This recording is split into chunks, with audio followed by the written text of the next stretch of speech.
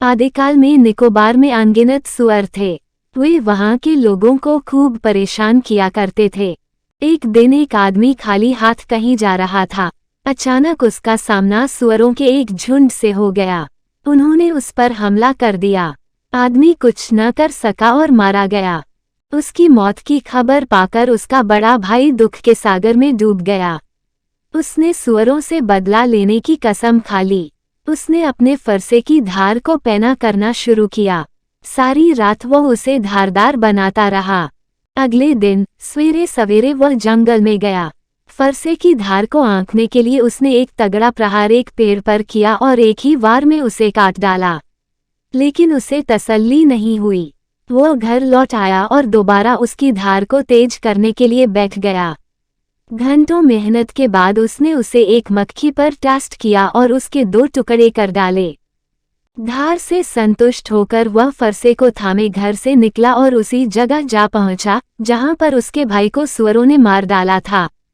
वहां वह एक ऊंचे पेड़ पर जा चढ़ा और चीख चीख कर सुअरों को ललकारने लगा। उसकी आवाज सुनकर सुअर वहां आ गए।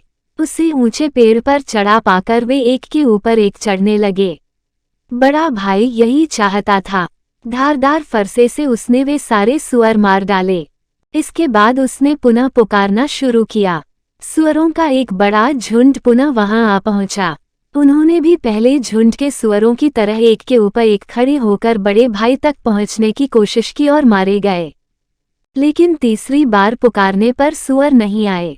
उनके स्थान पर एक देव आया और उससे सुअरों की हत्या रोकने का आग्रह किया। बड़े भाई ने उसकी बात को नहीं सुना।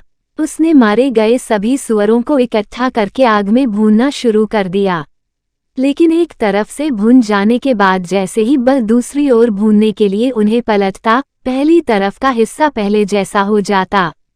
वह बार बार उन्हें भूनता और पलटता रहा। आखिर परेशान होकर उसने एक तरफ के हिस्से को ही खाकर अपनी भूख मिटा ली। इसके बाद जैसे ही वह अपने घर के दरवाजे पर पहुंचा, देव उसके सामने प्रकट होकर बोला, अगर मैं तुमको शार्क बना दूं तो कैसा रहे? मैं गहरे सागर में उतर जाऊंगा। उसने जवाब दिया, तो तैयार हो जाओ। देव ने क्रोधपूर्वक कहा। बड़ा भाई शार्क बन जाने के लिए सिर झुकाकर नीचे बैठ गया। अचानक कहीं से एक सांप वहां आ पहुंचा और बड़े भाई के शरीर पर चारों तरफ लिपट गया। जैसे ही देव ने श्राप फूंका, सांप मर गया।